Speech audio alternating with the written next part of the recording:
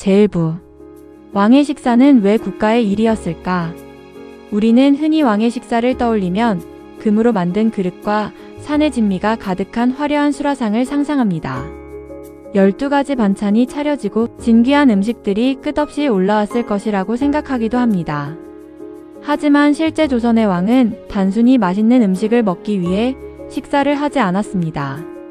왕의 한 끼는 건강을 지키고 나라를 다스리기 위한 중요한 국가 의례였습니다. 오늘은 조선 왕실의 수라상을 통해 왕의 식사와 궁중 음식 문화의 세계를 함께 살펴보겠습니다. 왕은 하루에 몇 번 식사했을까? 조선의 왕은 일반적으로 하루 2번의 수라를 들었습니다. 아침에는 초조반 또는 조수라, 오후에는 석수라가 마련되었습니다. 그 사이에는 죽이나 미음, 다과, 과일 등을 올리는 낙거상이나 간단한 음식이 준비되기도 했습니다. 식사 시간은 왕의 일정에 따라 조금씩 달라졌지만 국정 운영에 지장이 없도록 비교적 규칙적으로 이루어졌습니다. 왕의 건강은 곧 나라의 안정을 의미했기 때문입니다. 수라상이란 무엇인가? 왕의 식사를 우리는 수라라고 부릅니다. 수라상은 단순히 음식을 담은 상이 아니라 왕에게 올리는 모든 식사를 의미하는 왕실 용어입니다. 상 위에는 밥과 국, 찌개, 김치, 장류, 나물, 생선, 고기, 전골, 후식 등이 정갈하게 차려졌습니다. 지역의 특산물과 제철 식재료도 적극 활용되었습니다. 왕실은 화려함보다 균형 잡힌 영양과 계절의 조화를 중요하게 여겼습니다. 정말 반찬이 12가지였을까? 많은 사람들이 왕의 수라상은 항상 12첩 반상이었다고 알고 있습니다.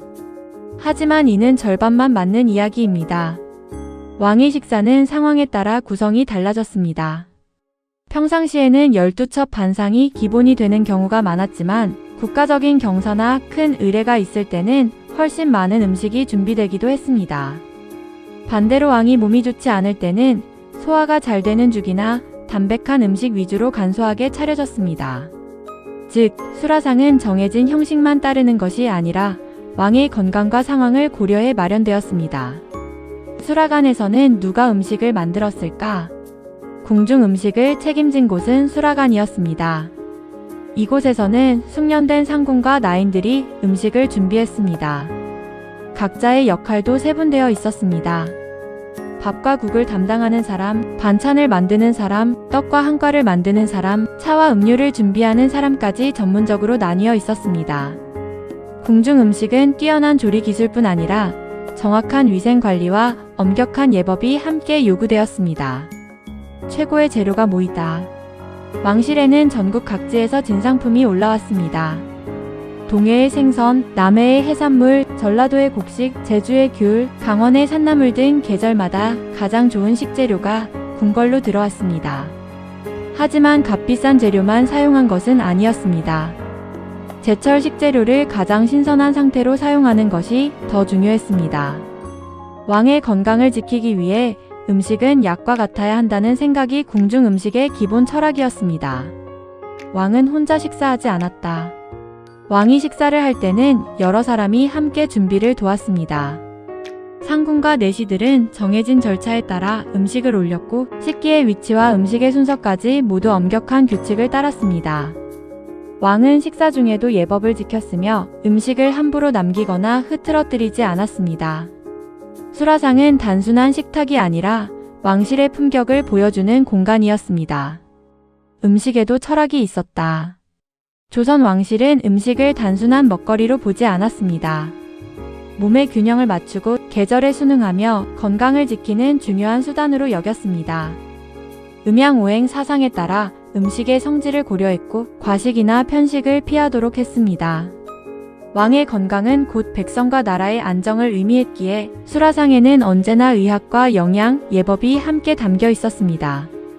다음 이야기. 왕이 먹는 음식은 어떻게 안전하게 관리되었을까요? 독사를 막기 위한 검식은 어떤 방식으로 이루어졌으며 왕이 특별히 좋아했던 음식과 피했던 음식에는 무엇이 있었을까요? 다음 제2부에서는 수라상의 비밀과 왕의 건강을 지킨 궁중 음식의 원칙, 그리고 왕실 식사에 숨겨진 이야기를 함께 살펴보겠습니다. 제2부. 수라상의 비밀, 왕의 건강과 안전을 지키다. 왕의 식사는 화려했지만 그보다 더 중요한 것은 안전이었습니다. 왕은 한나라의 군주였습니다. 만약 왕이 병들거나 독살당한다면 나라 전체가 혼란에 빠질 수도 있었습니다. 그래서 조선 왕실은 음식 하나를 준비하는 과정에도 매우 엄격한 원칙을 적용했습니다. 이번 시간에는 왕의 건강과 생명을 지키기 위해 마련된 궁중 음식에 숨겨진 이야기를 함께 살펴보겠습니다.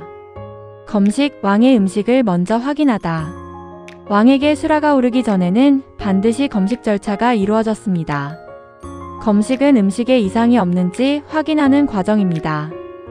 궁중에서는 음식을 만든 사람과 상궁, 내시들이 여러 차례 상태를 확인한 뒤에야 왕에게 올릴 수 있었습니다. 흔히 드라마에서는 은으로 만든 젓가락이 독을 가려냈다고 묘사되지만 이는 역사적 사실과는 거리가 있습니다. 은은 일부 황화합물과 반응해 변색될 수는 있지만 대부분의 독을 판별하는 도구는 아니었습니다. 실제로는 식재료의 관리와 조리 과정의 엄격한 감독, 여러 단계의 확인 절차가 왕의 안전을 지키는 핵심이었습니다. 왕은 과식하지 않았다. 왕은 원하는 만큼 마음껏 먹을 수 있었을까요? 의외로 그렇지 않았습니다. 궁중에서는 적당한 양을 먹는 것을 건강의 기본으로 여겼습니다. 왕이 지나치게 많이 먹으면 소화에 부담이 생기고 국정 운영에도 영향을 줄 수 있다고 생각했습니다. 또한 특정 음식을 계속 먹지 않도록 식단을 다양하게 구성했습니다. 균형 잡힌 식사가 최고의 보약이라는 생각이 궁중 음식 문화의 바탕이었습니다. 계절에 따라 달라지는 수라상.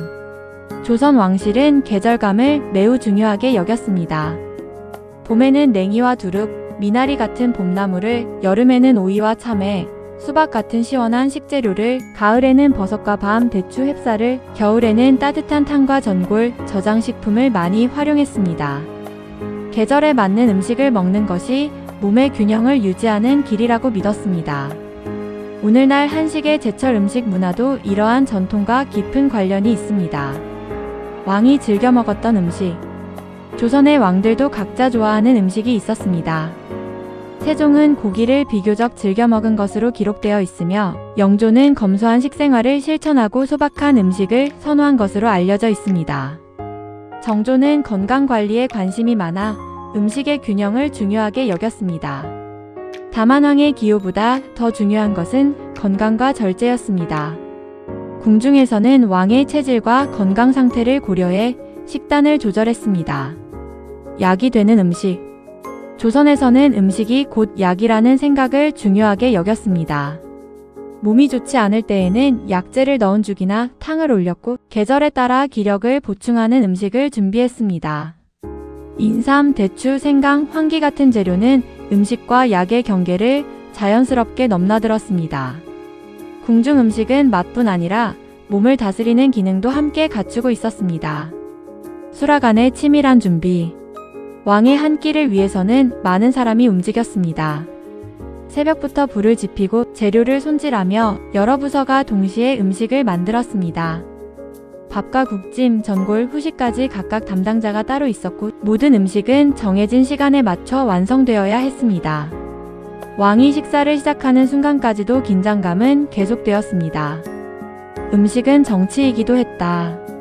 왕의 식사는 개인적인 일이 아니었습니다. 가뭄이나 흉년이 들면 왕은 일부러 반찬수를 줄이거나 소박한 식사를 하며 백성들의 어려움에 공감하는 모습을 보이기도 했습니다. 반대로 큰 경사가 있을 때에는 궁중 연회를 열어 신하들과 기쁨을 함께 나누었습니다. 수라상은 왕의 마음과 나라의 상황을 보여주는 상징이기도 했습니다. 다음 이야기. 왕실 음식은 오늘날 한식에 어떤 영향을 남겼을까요? 궁중 음식에는 어떤 대표 요리들이 있었으며 우리가 지금도 즐겨 먹는 음식 가운데 궁중에서 시작된 것은 무엇일까요? 다음 제3부에서는 궁중 음식의 대표 메뉴와 현대 한식으로 이어진 전통, 그리고 조선 왕실 음식 문화의 가치를 함께 살펴보겠습니다.